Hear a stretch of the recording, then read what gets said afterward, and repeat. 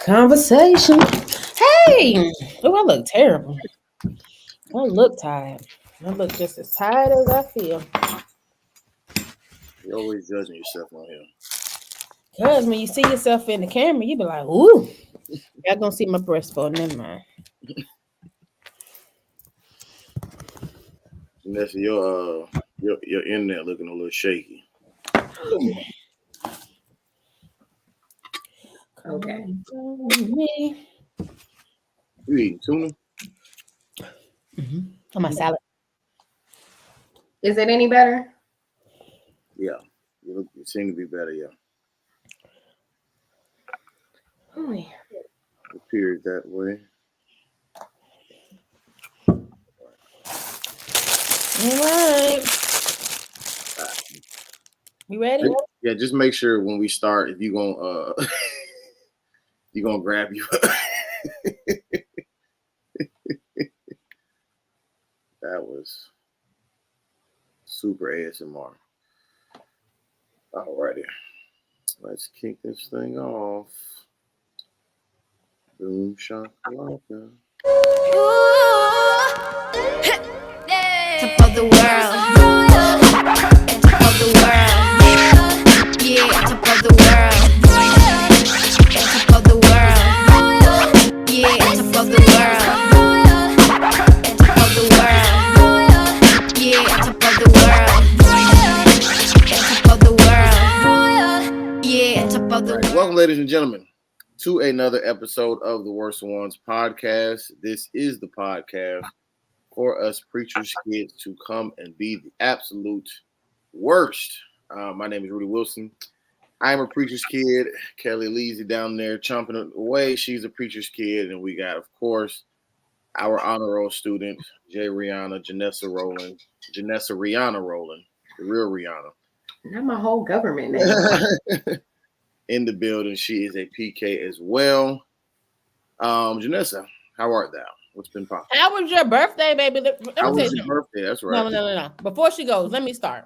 Okay. Baby, because Janessa had on this little black two-piece outfit for her birthday. I don't know if y'all caught it on J Rihanna _. But baby, giving us all the life.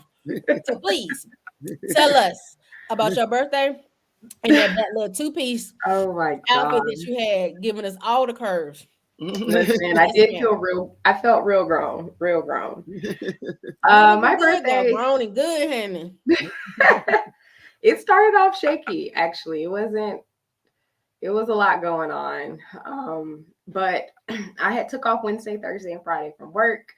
I left somebody in charge, and I had reached out to two other higher managers, just as a person they could reach out to if they couldn't handle something, with all intentions of not being bothered on my vacation. And I had a spa day. I was at the spa from 9 a.m. to 5 p.m. on my actual birthday. Had all the treatments, massages, and facials and manis, and like it was supposed to be this relaxing self-care day. And around 12:45, that's when my phone started blowing up. Managers started calling me, texting me, emailing me, essentially like a delivery was made that's like illegal to be kept in our facilities. And so they were trying to figure that out. I didn't authorize it. I don't know if I told you I got stuck in the mud a couple of weeks ago at work because we were having a gas delivery come drop off some cylinders at my field site. And my car got stuck in the mud, and the air gas, like huge cylinder truck, got stuck in the mud. And we had to push my car out. We had to call a tow truck to get the gas cylinder out. We were there for like 5 hours. So long story short, they refused to deliver to our field site. And the last thing I told them was I'll let them know because we have to figure out some things on our end to figure out delivery. I don't know who authorized them, but they delivered them to our workshop. We hadn't even paid them for this. So it was just like a whole debacle. So I definitely spent my birthday working in between my massages and whatnot. So that was a little disappointing.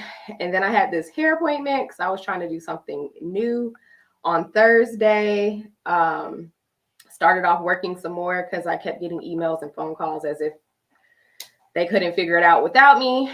And then my hair, I was there for 5 hours. I paid $300 and I absolutely hated my hair. Hated my hair. When I say I cried in the car, huh? The shortcut, that one? Well, you know, that was a wig. That's why it looks different today. But no, I had gotten my actual hair done. Like I wanted to start wearing my natural hair. Hated my hairstyle. I immediately, huh? What did it look like? What you get done? I have to send you a picture. I'm gonna send you what I asked her for and what you got. Oh Lord. So I cried my eyes out from the beauty salon to one of my best friend's house. Because she was gonna try to fix it for me, and she did amazing. I just couldn't get it together. So, you know, good old Amazon, that overnight shipping came in handy. And so then I was gonna go glow in the dark mini golfing on Friday.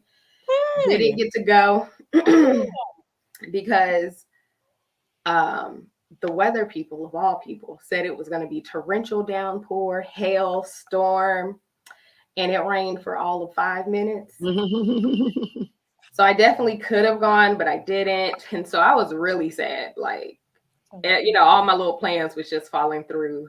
And so Saturday I had a cousin sister dinner, and I was sad about that because I really wanted all my like first cousins to come, and none of them were able to make it except for my cousin Joy and my sister and their husbands. And my sister is the real MVP because she was like, we gonna have a good time. And we did. So we went to this restaurant called Modish. I don't recommend, but it wasn't that the food was good or, you know, it was a bad experience. It was just one of those restaurants where it's like you ask for a glass of water and they're like, we only got bottled water. I was just like, one of my cousin, he asked for sweet tea. They were like, we don't have sweet tea. I was like, it was one of them type of restaurants, but we still had a really good time. And, you know, I had bought my outfit and I wore my outfit. Yes, girl. And my sister and my cousin, you know, they got me some really sweet gifts. So, you know, we made the best of it. And then on Sunday, my parents took me out to dinner. And my brother surprised me because he had to work Saturday. So he wasn't able to come to the sibling cousin dinner. But he surprised me and came to family dinner on Sunday. And we're actually going to get drinks tomorrow on him because he got a job. Come on, DJ. My little bro. So yeah, I still have a couple of other things that I'm doing a little bit later. Next month, I'm going to Firm Banks after dark. Foods and botanicals, plants and drinks, right up my alley. So some friends are going to go there. Okay. And then I have something else that I have going on, but I want to wait till it actually happens before I share. But, you know, I pulled it together and I did have a good birthday after you look good. All of that. Thank you. Thank you. I was like, oh. Everybody was shaking. Amen. But that's what I wanted to do. I wanted to pop out real quick, you know. You popped out here. It may have been real quick, but that is a lasting effect. We're going to remember that. It may have less than 24 hours, but then leave our mind. I still got my work badge on. But I miss you guys. Yes. Like I said, I ain't seen you in about a month, Janessa. I know. But baby, when I saw that black two-piece, I said, that's my girl. That's my girl. Hopefully my husband synced it, whoever he may be. I mean, he calling. He is devising a plan. Listen, I will say all the exes was blowing up my DM, and I was like, okay, Lord, we on the healing journey. But it's cool because I don't want to. Listen, but no, he devised the plan. He knew he just couldn't slide in the DMs on, you know, he knew that all the exes were gonna do that. Right. He had to come and do something different, so he gonna pop up later on. He may not even bring up the black dress. But no, that caught him.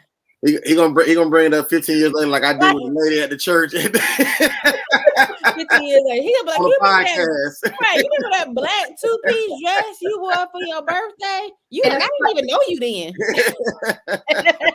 I was listening last night to last week's podcast when I guess the lady had said that age looked different on you, Rudy, or whatever. Oh, yeah.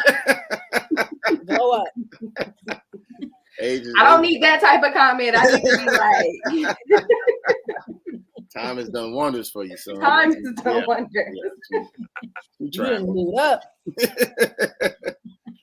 Oh, that's what's up. I'm glad. Yes. I'm glad it all worked out. I'm glad it all worked out. Yes, happy birthday month. They're not over yet. Yes. All right, Kellie Lee. Kellie Lee. And he was like, Kellie Lee. No, I'm doing well. Y'all, pray for these kids. Pray for these kids. Oh my goodness. I feel bad even telling the situation, but I'm not gonna say the child's name and who even watches this. So our 500. How did we catch a stray in this? 1,000. I shots at all of us. When our 500,900,022 followers, no lie. I'm gonna tell an abbreviated story. I had a first grade student take pictures of herself and show her classmates. First grade? Do they have phones in the first grade? She used the school's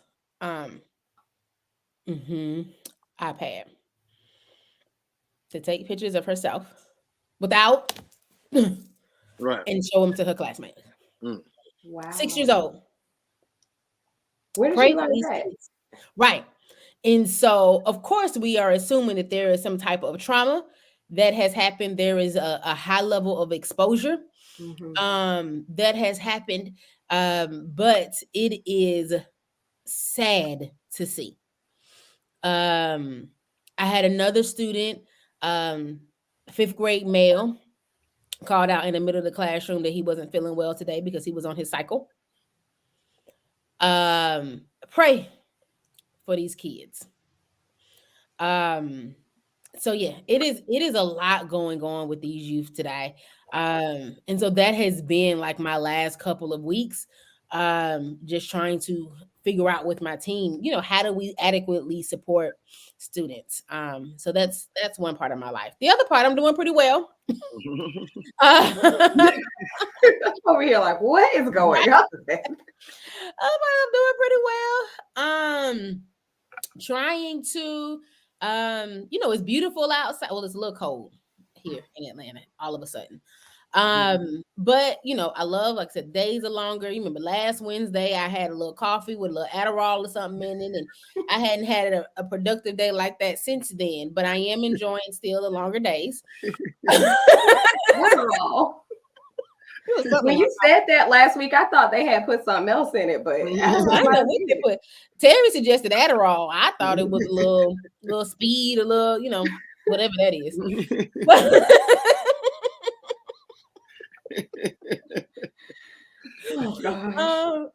But otherwise, like I said, I'm doing well. My relationship is going well. Like I said, it's light outside longer, and so I'm trying to get out in the streets a little bit and have a little fun. And so yeah, I'm doing well. But I look tired, y'all. I look tired today. I am a little tired today.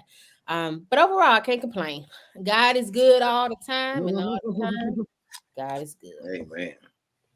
But what about your timeliness as far as being to work and all that? I know you said you kind of started good with that. It's inconsistent. Okay. The data is inconsistent. Okay. Some days I make it close to on time, which I call on time. And then I give myself, what you get in college. If the professor didn't show up in 15 minutes, y'all will pass around and sign-in sheet, and then you will leave. So I give myself about 30 minutes. If I'm in 30 minutes between the time I said I was gonna get there, then I'm on time. Anything after the 30 minutes, then not on time. I wonder, is that a all college thing, or is that just an HBCU thing? Because I know we definitely did that too. We just passed around a little sign-in sheet. At the 10-minute mark, let's start this sign-in. Mark, right? So at the 15 mark, I'm already out the door. Out. Sign-in people who wasn't even there. Like, right. And I don't even know, what did we do with the sign-in sheet? Like, did we leave it in the classroom? Right. Did Yeah. we We don't even know if they ever got it. Right. But I was there. Find the sign-in sheet. Right. Next to your home, hey man, she ain't show up, man. I put your name on the list. Right. So tell them you were there.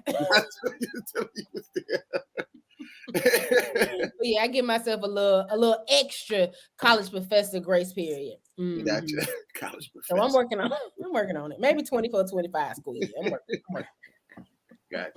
Gotcha. Well, Rudy Wilson. I'm still playing the fitness, comedy, whatever. I have been thinking about cutting my hair recently though.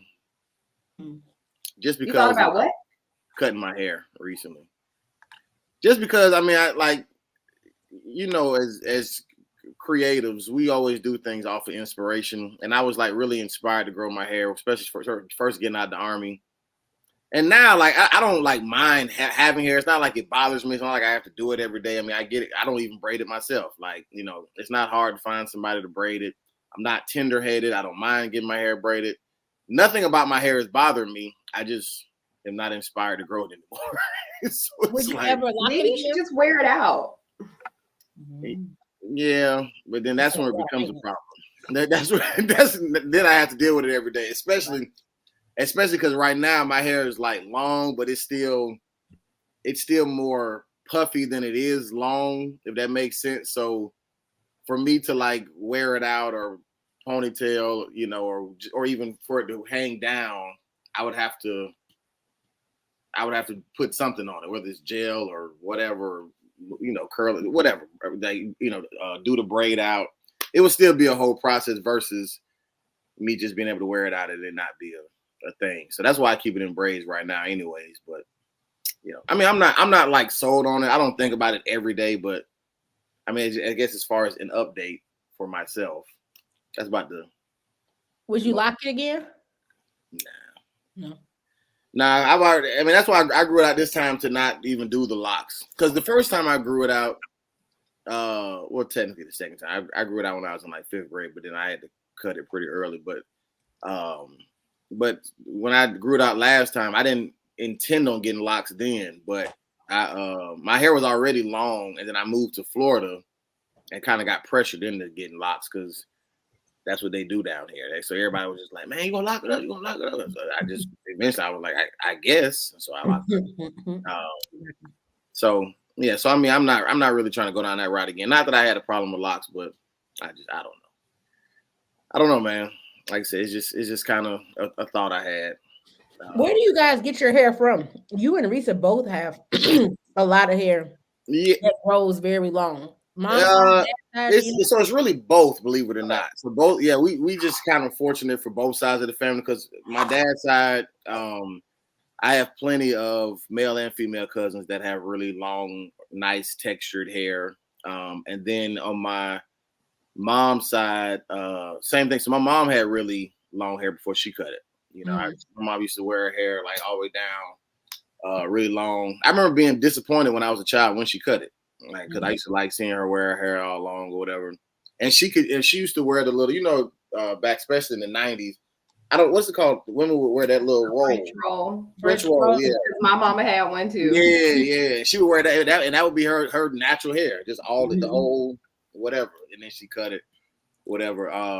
And so even like my cousin David, like he, you know, he has like naturally like long, good texture hair. Brian, his hair is short, but he has good texture hair. So, yeah, so we just was fortunate to get it from both sides.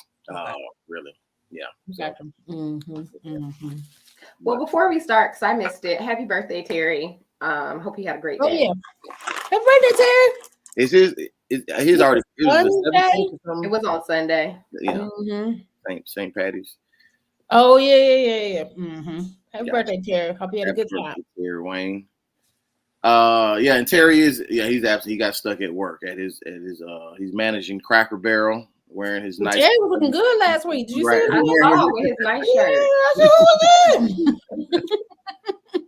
Oh, Terry. When our producer was talking about me too, talking about how good Terry look. Oh, man, on his good shirt. His good shirt.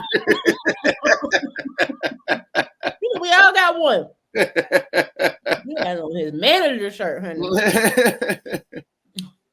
All right. So thanks to our producer, Risa, as we just brought her up. She provided this topic for us this evening. Because this is I guess a year, what do you call it? I guess a political year, campaigning year, presidential election year. Election year. That's the word. Okay. It is an election year. I know definitely on the presidential side. I'm not sure.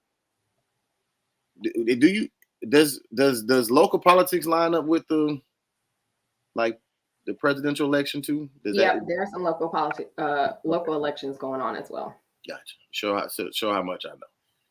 So this is being that this is election year. And she wanted us to discuss political campaigning at church. Now, I've never seen anybody running for president come to a church per se, but in my years of being in church, we've definitely had politicians come through, and whether it was at the church I grew up in Atlanta, or even just at other churches I've been to in my college and even adult years, I've definitely seen it be a thing. And even now that I think about it, I've low-key been a part of a little campaigning at church to a certain degree, but not for like political reasons. But I know my senior year in college, we had a new football coach, and he definitely took us to like the 3 or 4 like biggest black churches like in Jacksonville, like the team, so that we could like basically encourage people to come out and, support us at the games and stuff like that. Now it was beneficial low key because like as a result of us going, like there was some players that got saved and baptized and stuff like that, but that wasn't the reason he brought us. We were trying to steal some games. So people definitely use, especially if it's a big enough church, they definitely use that platform as a way to campaign. So I mean, what are you guys' thoughts about in reference to politicians being able to come to the church and Well, campaign? I too have seen many politicians come through the church. I think we had some this past Sunday. I will say for our church, my dad will let them greet the church, but it is not a time to give your political platform, and say why you should vote for them or all the accomplishments you've done. Like, that's not what this is about. Mm-hmm. You are there to worship with us. My dad will, because after church, he'll go outside with my mom and greet the visitors or the church members. So they'll usually come with them. If you want to talk to them then, sure. But not during church service. I think also, commissioners, I think he was commissioner, Stan Watson. I don't think he's an elected official now, but he was for DeKalb County back in the day. And then my uncle, David Burgess, he was actually Georgia's first Black public service commissioner. Put a plug in right here. There are 2 public service commissioner seats on the ballot coming in November. These are statewide elections, and these are the people who determine your utility rates, gas, electric, things of that nature. So if you've been seeing your utility bills go up, these are the people you need to vote for. Since my uncle left office in 2008, there has not been another Democratic public service commissioner since. Do with that information as you will. But yes. So between Stan Watson and my uncle, they used to have community meetings monthly at our church where they would invite other local politicians, specifically like for DeKalb County and others, to kind of keep the community abreast on what's going on. And then we also have like our back to school bash. We'll bring in the current school superintendent and those type of people. So, you know, our church provides opportunities for our local officials to kind of, you know, have that opportunity and that platform to have that type of discussion. It's just kind of like the right setting, not during church service. And then often, a lot of times when it is election season, because they are active, you know, in non-election times, it's not as awkward or weird. Doesn't always come off as pandering or you know, whatever the situation is. Mm-hmm. Sometimes when it's new people, it's kind of like, but when it's the same people who, you know, who have been active, I mean, we know what it is. It's election season, Right. but like I said, it's not as, oh, you just here for, you know, to get your name out there, whatever. And then I will say, for the most part, when politicians come to our church, they actually stay for the whole service. I've been at churches where they will come, say they hey, and then they off to the next church. Absolutely. And so I think that's also kind of helpful. That, you know, they're just not on this hit it and quit it campaign run. But, you know, I think that's partially just due to the relationships that my dad and our members have with our elected officials. And I understand, you know, every church might not have that type of relationship. Also, our very own Demetrius McCoy is running for elected office.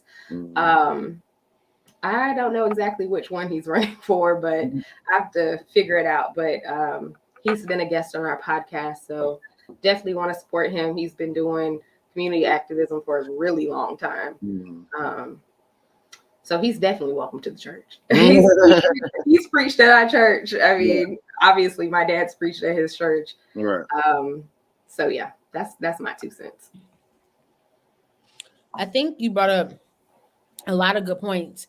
So similarly, I have seen a lot of politicians come to the church, like I said, mostly local politicians come. And as you stated, Janessa, like there's a time and a place for everything. And so my father would allow them to come to the front, and he'll let them, you know, talk about, he'll let them give a brief, you know, this is the seat that I'm running for, the position that I'm running for. You know, here's a little bit about the position, maybe not necessarily like you said, let me run down my resume and my accomplishments and all of that. But this is like kind of what this person does. And I don't even know if they end for with like a vote for me, but he, you know, he definitely has done that. But very similar again to your dad and his church. I did see an email from my dad the other day about him bringing some local politicians and community members and activists for a panel discussion at the church to kind of talk about what was going on in the community. And so again, time and a place for that. Sunday service may be a time to meet and greet, say hi, you know, let them know. And I think he really only does that for, again, as you stated, people who are members or regular attendees of the church. Again, you just come in out of nowhere, like I said, on your campaign trail, you know, just to pop in and pop out. No, we've had a couple of people who are members of the church that he's kind of allowed to go up and speak. And so again, I think it's a time and place. I don't think that there's an issue with it overall. I think the church is a part of the community. And I know at some point there was, I won't say that, but I think the church is a part of the community. And I think that the church can be a place to kind of talk about what's going on and how those people in power kind of help the community.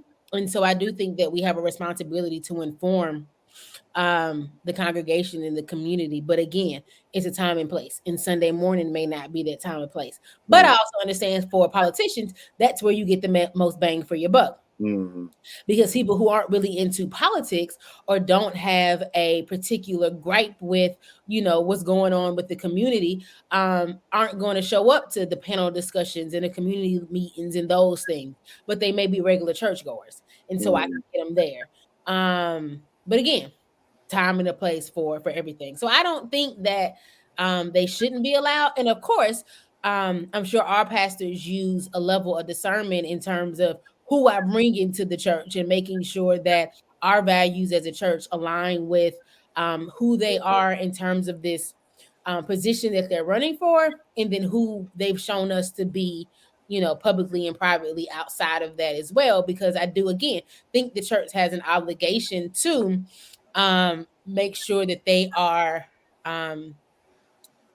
serving their members appropriately in terms of the information that we're passing out. Because again, people who aren't into politics may just see, Sally Jackson was at Berean on Saturday.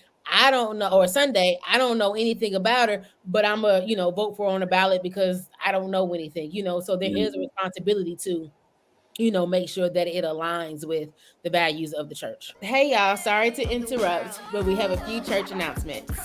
Follow us on Instagram at TheWorstOnesPK. New content coming soon. We also have a TikTok at TheWorstOnesPK. No content yet, but continue to check us out. If you want to, when you listen to our podcast, you can find us on YouTube, Apple Podcasts, Spotify, Google Podcasts, wherever you find your podcast. Just make sure you type in The Worst Ones Podcast and you'll find us. And when you get there, make sure you like, you comment, you subscribe, and you share. Thank you to our 500,422 followers. We love you so much. Now, back to the show. I was going to say it does help put a face with the name. Because sometimes you'll see a lot of, campaign posters that don't have pictures. So you really don't know who you're voting for. You just going with whoever maybe has the most flyers out. And then also, right, to your point, Kelly, I think it's important.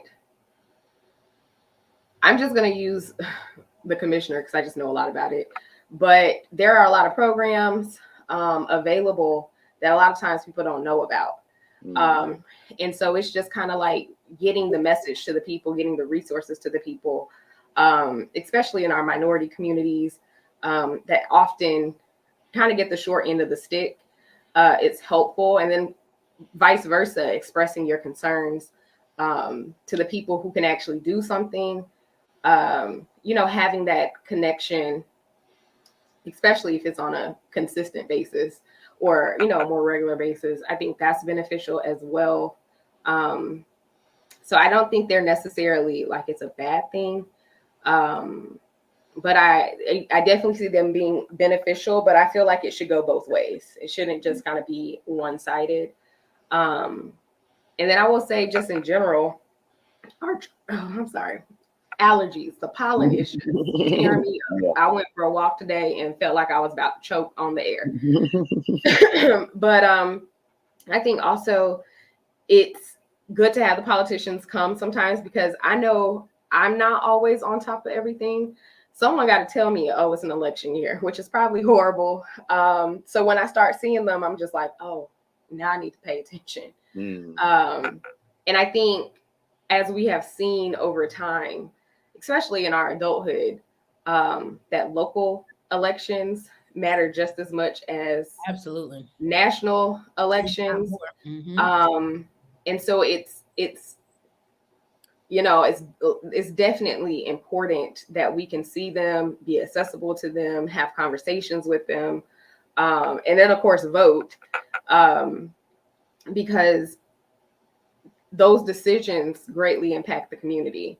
And we're always talking about how we want to see better and more, but if we're not actually voting for these people, we're not actually demanding what we need, and then holding the people who get in office accountable, and then not voting for them if they don't do what they say, it's a disservice to us. So I think it should go hand in hand, but at the right time in the right place.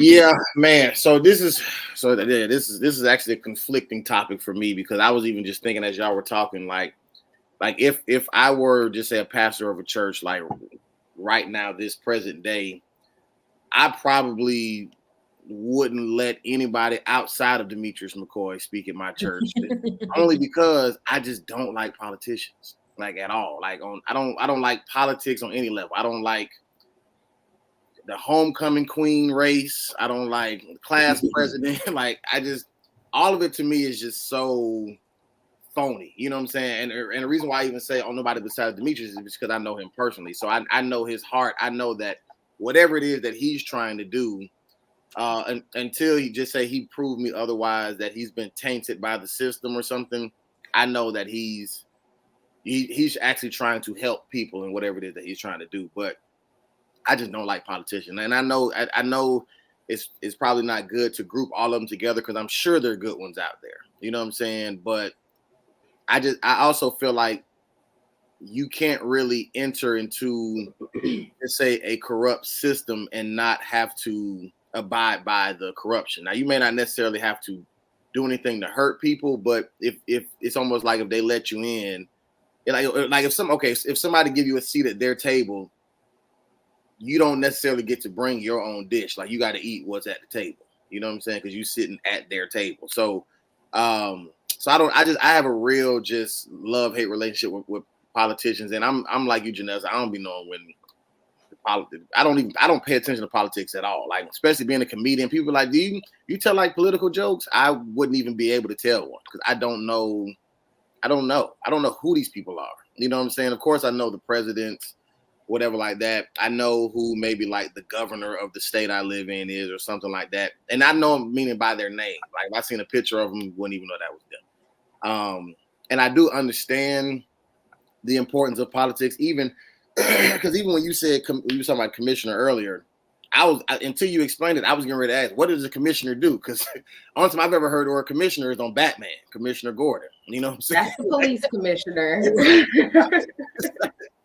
And so I was getting ready to even ask that. So then when you even said, okay, they determined what'd you say, like the utility bills or something like that or whatever.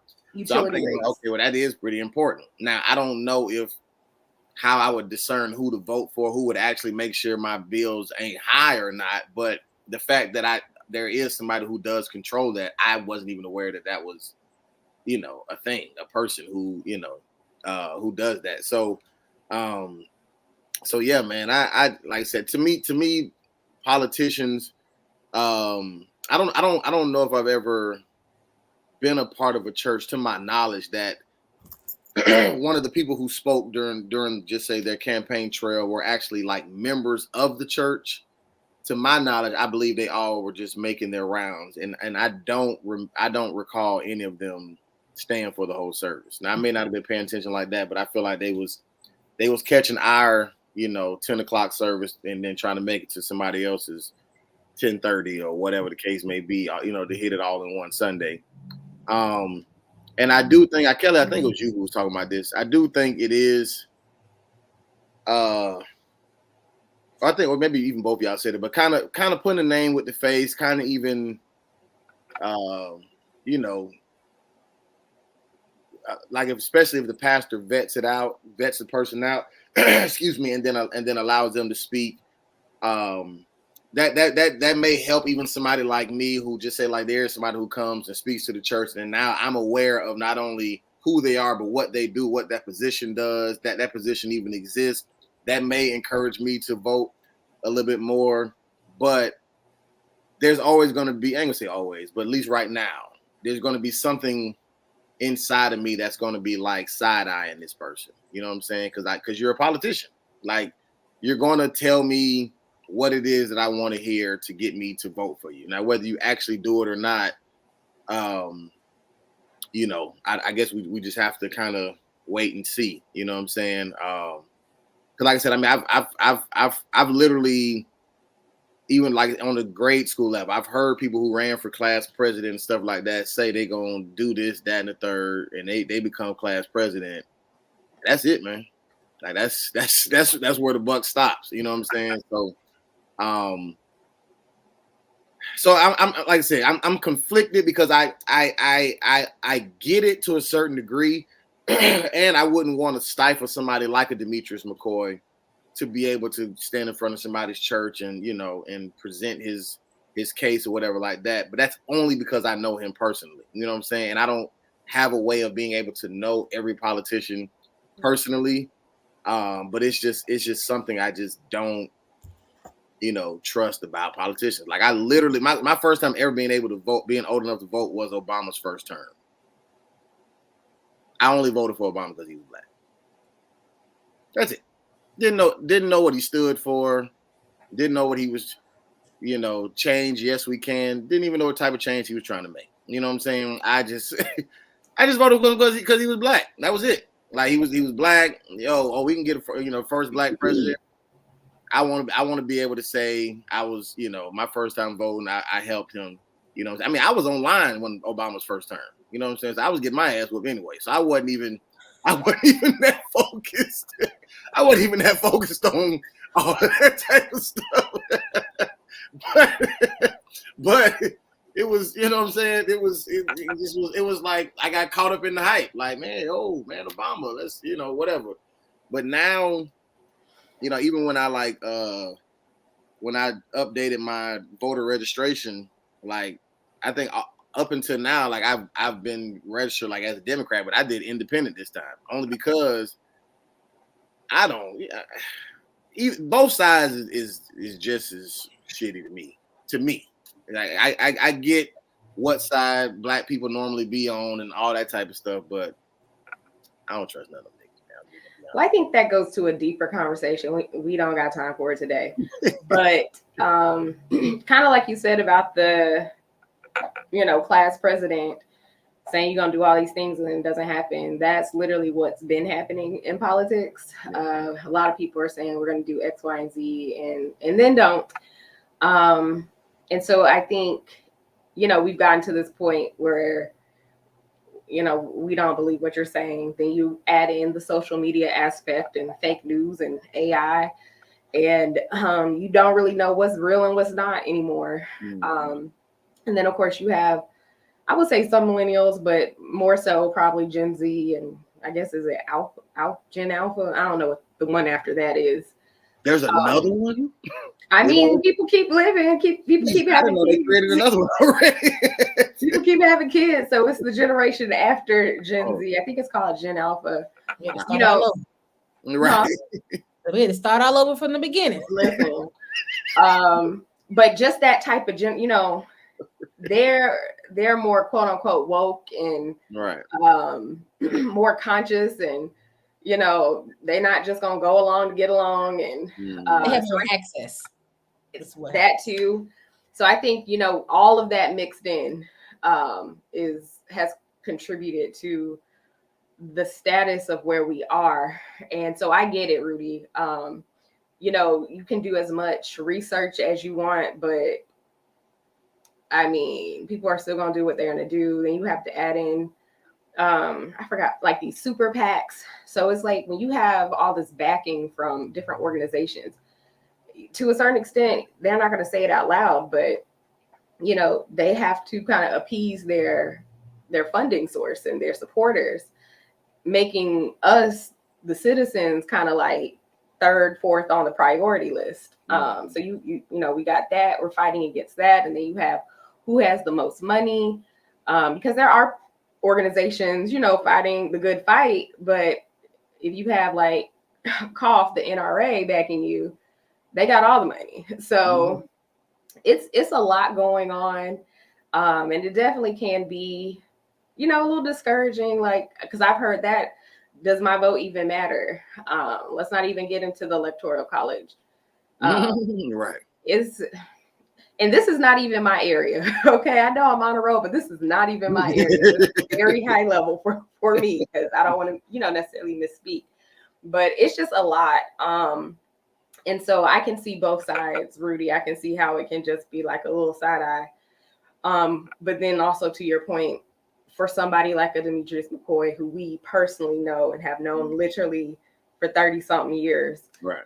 We know he's fighting the good fight. And so, you know, of course, we want him to get all the FaceTime and meet and greets and all of that, because he would do excellent in his role. And just a plug, he's running for DeKalb County Super District 7 Commissioner role. If anybody's in DeKalb County, do some research on him. So he's doing the utilities for DeKalb County? No, so that's the Public Service Commissioner, and that's a statewide election. So everybody votes for that. It's 5 of them total, and everybody votes for them, but they rotate out. So like this coming election is 2 seats up.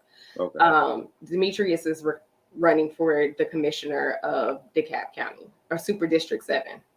I forgot how many. You don't know. Do you know what that means? Like what he would be doing for his job? Okay. Don't get me to lying. Don't get me to lying. Do your own research. Gotcha.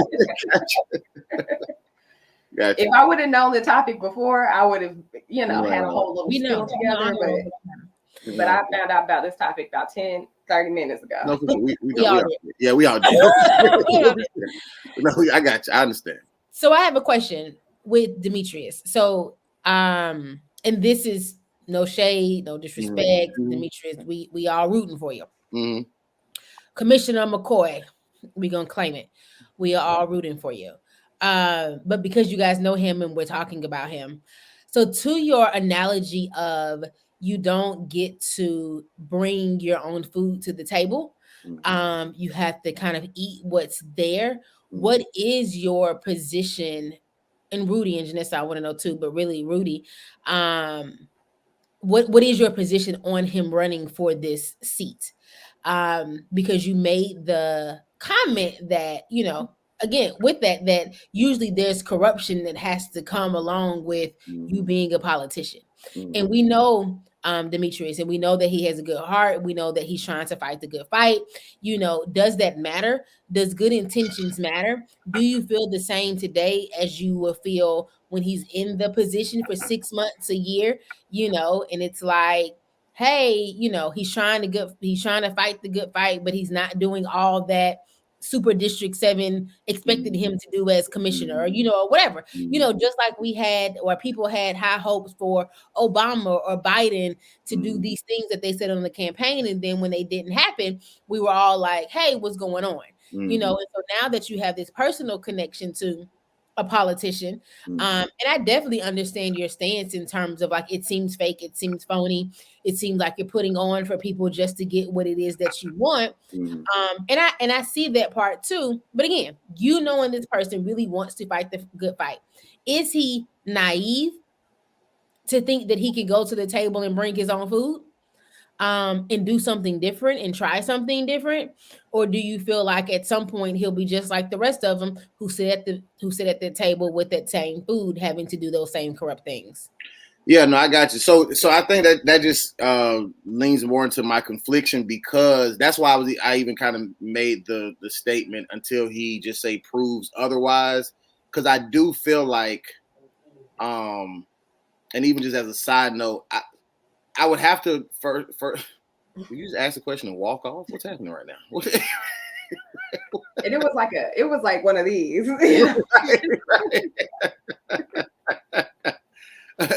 Okay, well, I'm assuming Kellie can still hear me. But it would so with the whole analogy. So first of all, I would need to know like what the whole Super District 7 DeKalb County thing, whatever even is, because I do feel like maybe just say on and this is no disrespect to the position, but just say on a lower level, there may be more that you can do authentically.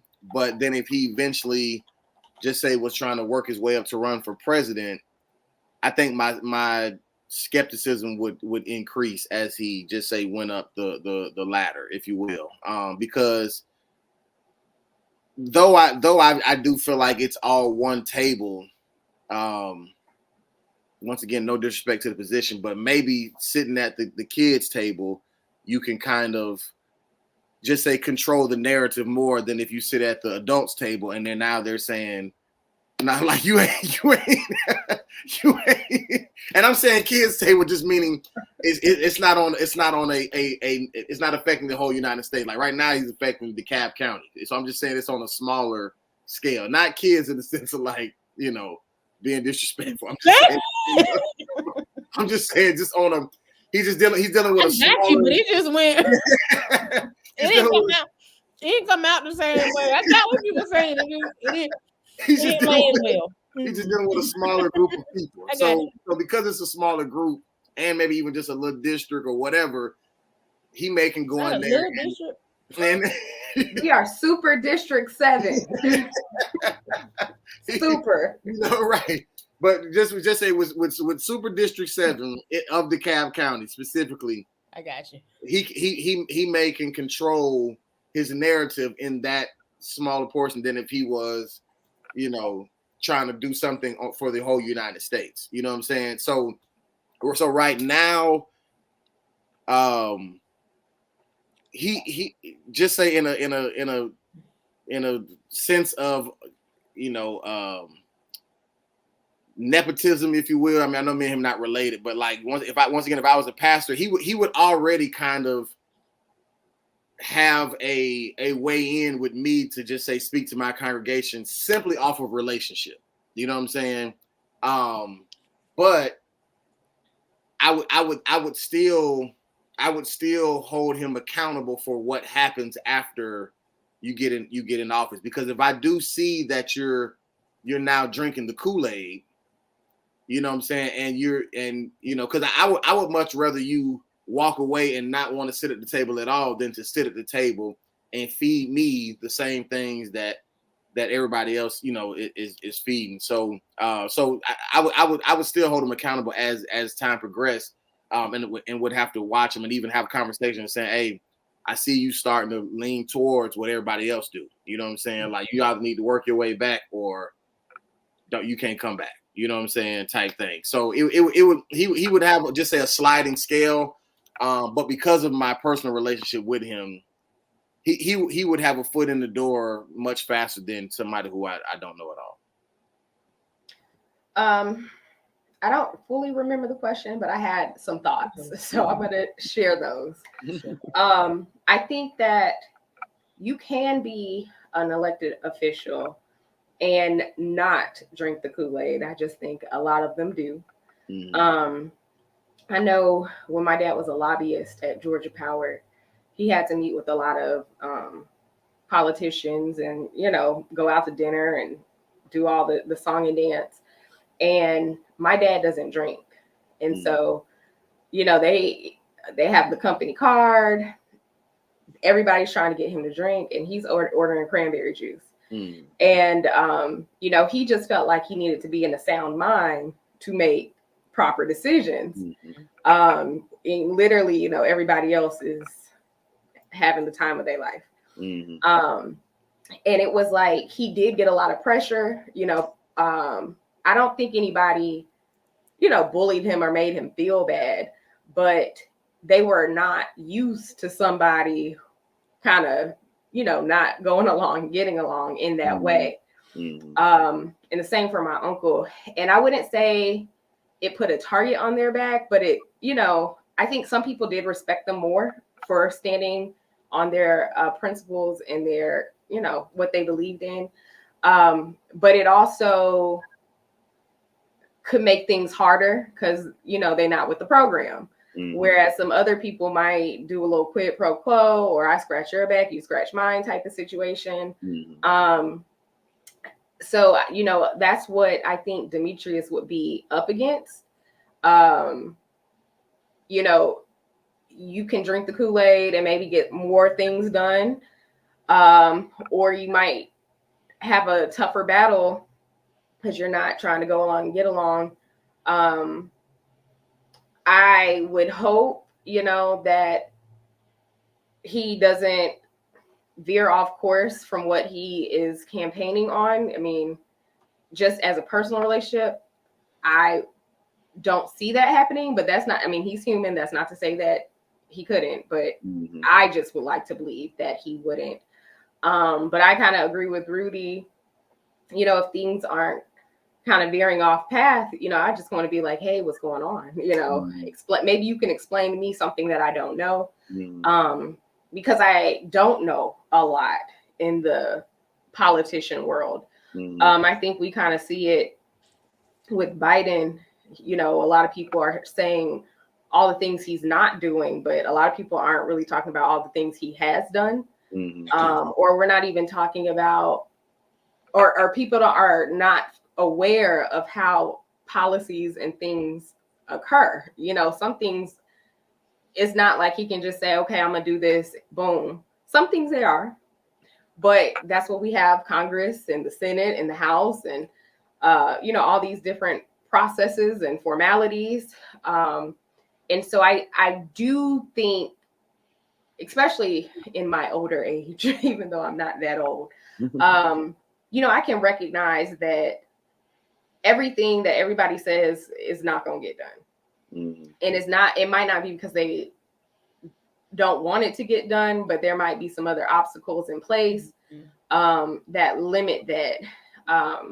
So I think it's important, though, maybe that politicians don't over deliver or over promise stuff that they can't deliver on, but maybe like, hammer down a few points and then everything else is a bonus. I mean, I don't know. Like I said, I'm not in the political field. I don't know all the ins and outs. But those are my thoughts. Kelly, I don't even know if that answered your question. Anyway, no, it did. It did. I think, the both of you did. And I think it also brought up to me, can pastors be politicians? Can you play those dual roles? Because what happens when you're faced with having to sell your soul on some end to get the laws passed. You go in with good intentions, and this is something that I stand behind, or an initiative that I want to push, or a program that I want to start, or something that I want to do that I truly want to help the community with. But in order to get this done, that I know will impact the greater good, I got to do this one small thing for someone else to get this done. Because unfortunately, in politics, we know that happens a lot. There is a lot of, was it quid pro quo? It is a lot of back and forth, give and take. I do, like you said, Janessa, I scratch your back, you scratch mine. I do this for you, you do this for me. And so unfortunately, everything isn't on the up and up. Again, your intentions may be good. This big, idea that you have to put in this, like I said, this community initiative, a program, or whatever that's going to impact the greater good. Does that outweigh the small things that you have to do every day that's selling your soul, that goes against your values, your morals, your spirituality? And so it's difficult. And I would love to, at the end of Demetrius's run, so maybe 5, 6, 10 years from now, come back and hear about his experience, or hear about a pastor's experience who tried to be a politician, and how, because I know in those dark corners, in those back offices, when the doors are closed and the lights are off, that, we know that it's not all on the up and up. We know.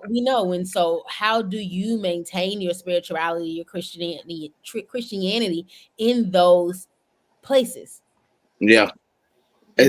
Well, I would say, especially with the dirty game that politicians will play, because, like, just say if they can find something on you and be like, I'll expose this, you know what I'm saying, if you don't, whatever. And then so now you're caught between a rock and a hard place, because you don't want to just say lose your church and your membership, because now they done found this your sex tape or whatever 20 years ago, like right, you know what I'm saying, because you're trying to protect, just say, your anointed brand, if you will, but now you got to do something dirty in the politic game that may hurt people, but it's like, now you got to choose, would I rather put myself out there on the line, or or let somebody, let the people take the brunt of it, right. And who takes what? Do I take it?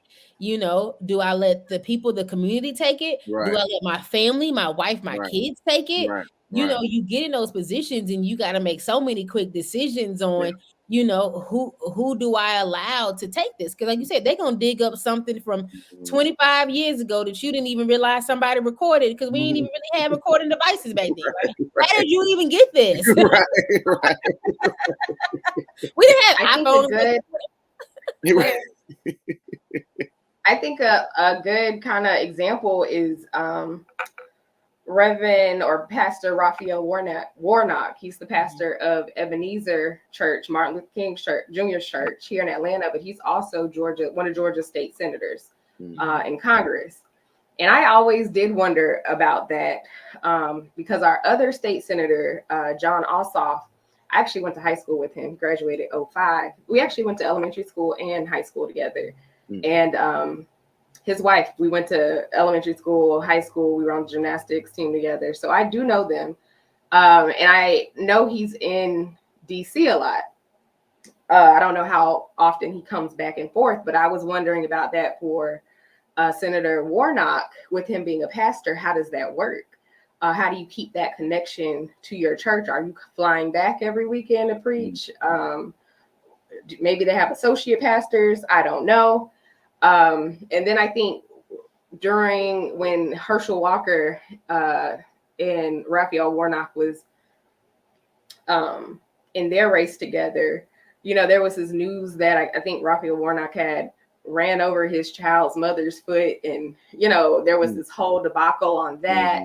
And, you know, it just goes to what you guys were saying. You know, you have one incident and now it's all about that. And, you know, it kind of distracts or deters from maybe what you're trying to do. And so I don't know, like, I haven't really been following Senator Warnock's journey, especially when it comes to pastoring and being the senator. But I definitely think we should ask Demetrius, you know, one day how that worked out for him, since we know him.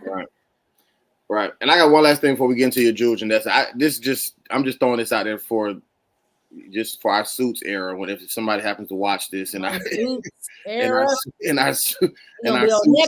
come back, because I know there are, like, just say political science degrees and stuff like that, but I do think that political education should be more implemented in, like, grade school. Like we, you know what I'm saying? Because we shouldn't be just trying to learn, because it's a lot to learn. It's a lot of positions. It's a lot. We shouldn't be just trying to learn all this as we looking at the ballot saying, well, who is this? What do they do? Who is this? What, you know what I'm saying? By the time we reach 18, and most 18-year-olds, I didn't do when I was 18. We're not gonna do that type of research. So it's not until you get much older and you get screwed over or whatever like that. Now you're trying to either do away with it and don't vote at all, or now you do your homework and it's I think it's a little late at that point. But we should definitely be taught more. And I do think it is taught. I think it just doesn't resonate with us at the time. Like, I remember talking about in one of those social studies history classes about, you know, the president and the Senate, and I remember Full House Rock. You know, I remember Schoolhouse Rock. You know, I remember talking about the president and the Senate, and, you know, all of those things. I remember Georgia studies in, like, 8th grade. I remember all of that. It just didn't mean anything to me. And so I think you're right. Like, there needs to be a very intentional focus, and maybe it's college, you know, because a lot of people, their first time voting is their senior year in high school, college, they turn 18, you know, where there's a college course or some type of required course, you know, that we're learning about it. Like you said, that we're not just voting, because I remember voting for Obama. I was in college too, and that was my first presidential election. Right, my president is black. My Lambo is blue. Yeah. Yep. And so I remember that, you know, and of course it was huge for us to have the first black president, you know, but and luckily Obama, for the most part, was someone that values I aligned with, but he could have been Trump black and we were just excited that he was black, you know what I'm saying? And so, and I too, like you guys, don't follow politics. My mama tell me what to do. And so I definitely feel like, and I don't know what that looks like, But there needs to be, like I said, that 17, 18, 19 year, like a huge shift on us kind of really understanding what this means, what it looks like, and beyond presidential elections. Right. How important it is to do your local elections, how important it is, when I go, so I've lived in Cobb County I bought my house here in 2018, so 6 years. But I just changed my address out here my birthday, so September. But I had been voting in Gwinnett County where my parents live, and as I really started to vote more consistently, I realized that like I'm voting about uniforms and taxes and people in Gwinnett. They don't affect you, right? They don't affect me, right. And so last year I was kind of like, let me change to my Cobb County address so that I can really vote on the people who impact me. Now, did I do my research and stuff still? Not as much. Which is where, back to the topic, well, we are talking about the topic, but back to the initial question, do I think that church can have some role in kind of informing us about what's going on?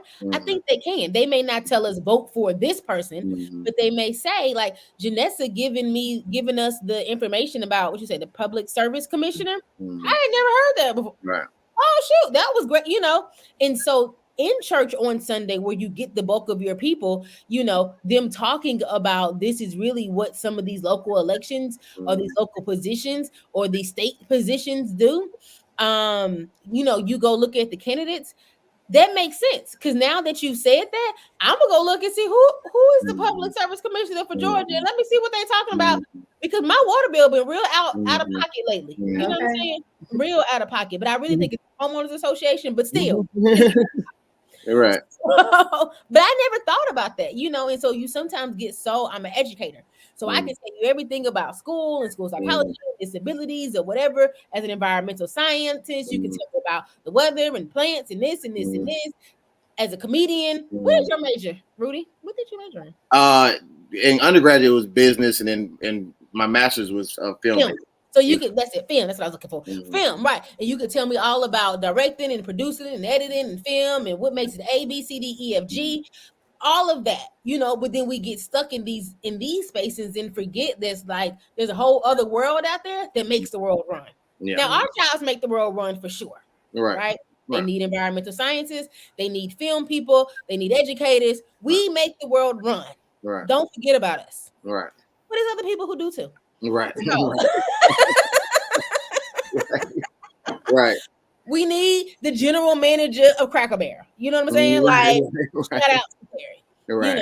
You go and you make sure that food is warm and that on time, and that your service are nice and friendly, and you're not overcharging me for things like extra water. So or refills on my soda. You know what I'm saying? Right. But like I said, but that piece that Janessa said was so informative, and I'm like, shoot, I wish I would have known that. Right. And I'm 30-something years old. Right. And so I do think that there is a space in church where they can just, again, not tell us who to vote for or how to vote, but just give us the knowledge that we need to go and make informed decisions at the polling places. Or maybe you can pass out like a little packet that have like a little small breakdown of what these positions are. Because maybe you don't want to hear that as opposed to the sermon. Maybe you still want the sermon and the spiritual side, but take these with you. It's an election year. This will give you a quick little, you can just have the information. Right. So. Scan this QR code, because that's all churches do now. Scan this QR code, it's gonna give you a link to the right. For sure. New Kearney Grove actually does that. They print out sample ballots, I think is what it's called, and then they kind of add a little snippet on the roll and who's running to try to help out, because like you said, it is a lot, and with everything else going on in our lives, like you want me to take time to research, and I got to work and kids and life, and so I think any little bit helps. And there are organizations who also do that. But they just got, you got to get the right audience and the algorithm and all that stuff. All righty. You ready for your jewels? No. So before we go to Janessa's jewels, I got a Kellie crystal. Oh, come on. I thought it was a Kelly's I thought it was a Kellie's key. It's a Kellie's What crystal. was it? Kelly's key. My bad. I didn't know what it was. I got to create you a thing. I just made up something. And I'm going to spell crystals with a K, too. Because the jewels are way more important than my crystals. So my her big I got you. My crystals got to go before I can. You did that fast before the jewels. I don't remember what. I need to go back to the episode where we talked about AI, artificial intelligence, and Chat GPT. Mm-hmm. Back then, I had no idea what it was. When I tell you that is my best friend now, me and Chat are in a relationship. Y'all go together real bad. We go together real bad. I need the rest of y'all to get on this. Okay? That is my crystal for today. Download Chat GPT and y'all develop a relationship because that has changed the course of my life. That is all. Gotcha. All right. I don't know if I can come behind that. My God. That was a little light crystal. That was a little light. Now we got the big jewels. That was just like a little small crystal. Rudy, we have to figure out this friend situation. I know. I don't like it either. So, per norm, all of my jewels come from my real life. And this week's jewel is to change your perspective. So I've been on this healing journey since December. Been in my regular therapy appointments and, doing all the homework and activities and, just doing all the things. And I kind of got a little discouraged because when you're breaking old habits, for me, it's people pleasing and not setting boundaries. When you start doing things different, it's uncomfortable. It's hard. Your friendships and relationships change. Coworkers change because they're just not used to who you are becoming. And it's been hard. Like I kind of started, when I start getting in my head, I kind of go down this rabbit hole and sometimes can spiral out. And so, of course, during my birthday week, I was just kind of like everything's falling apart and nothing's going right. And some other stuff had been going on and I was just getting real low. And I had a devotional I was reading today. Actually, I'll show it to you guys. This is my devotional that I read every morning. And it was the story it was talking about was this woman who had been divorced, or she was taking her morning coffee, and that day would have been her 10-year wedding anniversary. And she had gotten divorced 3 years prior. And she was thinking about how she never thought she would, be able to get back to her normal self. She just couldn't pull herself out of bed. She was crying. I've been there before. I've never been married, but I've, had a relationship ended, and I was just devastated. And when I was reading that this morning, I was thinking about my last couple of relationships where I felt like that, and like how I literally feel no way. You know what I'm saying? Like, I don't feel sad. I don't feel bad. I don't feel like it was time wasted. I don't feel like, I was treated so bad. The anger was gone. And I was just in that moment, like, here I am thinking that I'm not progressing and that stuff is falling apart and life is hard and nobody wants, I want to say, now I'm being dramatic when I say I want to be my friend. But, I'm trying to establish boundaries and I'm trying to tell people no is a complete sentence. And that's, people aren't necessarily responding the way I would hope to that because they're just so used to me saying yes. But here I am also not sad and depressed and crying about failed relationships. And I started thinking about other things that don't affect me the way they used to. And so I kind of had this realization today. It's not very deep, but it was deep for me, that healing's not linear, just like it's not linear. But that doesn't mean you're not progressing. And so one thing that I've kind of embraced just today was, not to focus so much on the things that I feel like aren't going right, but to really highlight the things that are going well, because those are things I didn't think I would ever get beyond. So I just encourage, that was really long-winded, Jewel, this week, but I just encourage everybody to change their perspective is not as bad as you think it is. Amen. So I want to share something, and if it's too much, then we can have Rudy cut it. So Janessa, I remember. So let me say this: I'm proud of you. I'm proud of the woman that you're becoming, and I'm proud of the woman that you stay in. I know I'm about to cry too, and I'm proud of the woman that you stay in here today and to give us that jewel today. Because I remember I think it was about December when I could see the shift in your mood, and how you showed up to the podcast, and I just remember saying something is different about Janessa. Something is going on, and you happened to reach out to me that day and kind of tell me, a little bit about what was going on and how you were on this healing journey. And this was before you had shared it on the podcast. So now that you've shared it, and some of the things that that you were doing to get back, to yourself, to a better self. And so to see you here today as this woman that you stand before us today, I'm so incredibly proud of you. I really am. Because it's been a journey. And I'm trying not to cry because I cry at the drop of a dime. I do too. My eyes getting red. I do too. I had some Prosecco and I'm tired, and I'm an emotional person in general. But I am. And it's so funny that you decided to share this jewel today, because after the podcast, it was something that I was going to share with you, that I see the shift in your mood and who you are. And I wasn't gassing you just to gas you. Damn it, that black two-piece dress, you were wearing the out of it. Not even just physically, emotionally, mentally.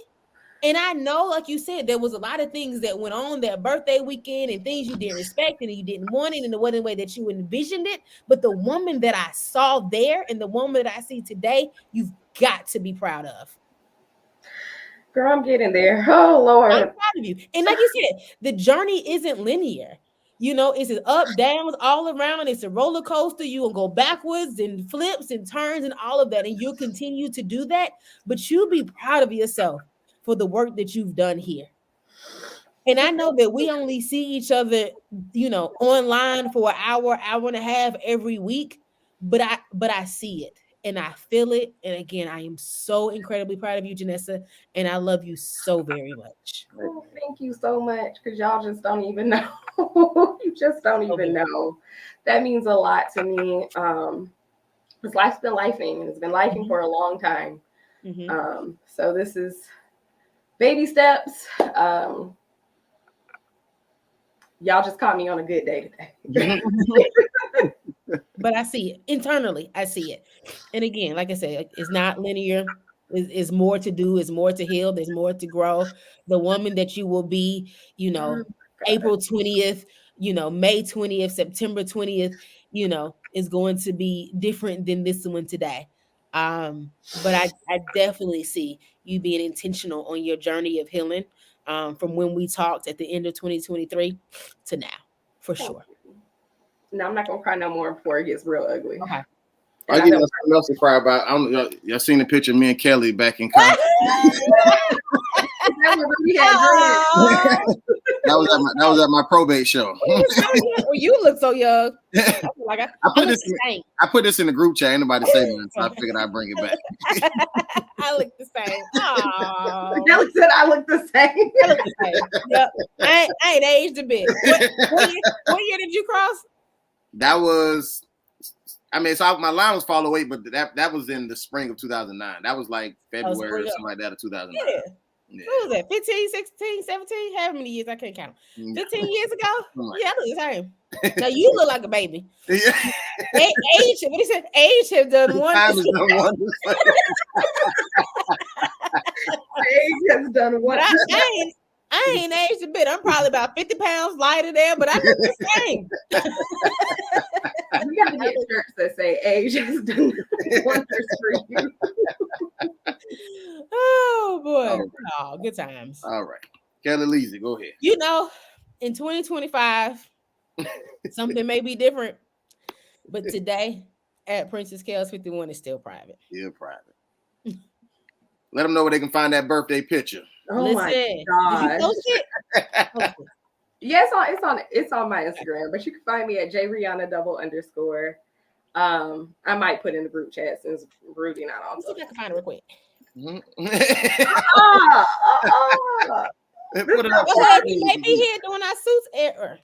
Put it up to the screen when you get it. Kelly. Why you look for that? We got at Terry Wayne Comedy. Y'all follow him, support him. If you live in whatever part of Tennessee he's in, go to his Cracker Barrel, give him a good review.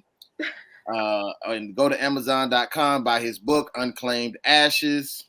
Go ahead. Oh my God. Let's go. Look at that. Let's go. Look, hold on. That's a group picture.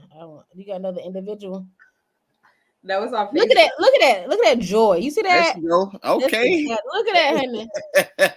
With that dress. There she go. All of it. Hey, all right. Now. Gosh. Yes, come on, 35. I'll show you my favorite picture that I took, which was at home. 35. That was that. Okay. Yeah, all right. Come on. You see all right. Listen, 35. What they used to say back in the day? All sucky now. Oh my gosh. Oh my gosh. Y'all are I told you I wasn't exaggerating. I told you I wasn't exaggerating, honey. Real quick, at Risa G, at Risa_G as well. Plug her in. You look good, Janessa. Girl. Now I'm going back to my, seclusion, my isolation. You left your mark on the ground for us. See y'all maybe 4th of Juneteenth, maybe. Well, phenomenal episode, ladies. Terry, shout out to you. Happy birthday once again. Thank y'all to anybody who's listening, watching. Please share this episode with at least 5 people, 5 of your friends. Share the audio, share the video. Ask them to subscribe. Just help support our podcast. And we appreciate you guys for watching, listening, and being subscribed already. And until next week, we are the worst ones, and we are out.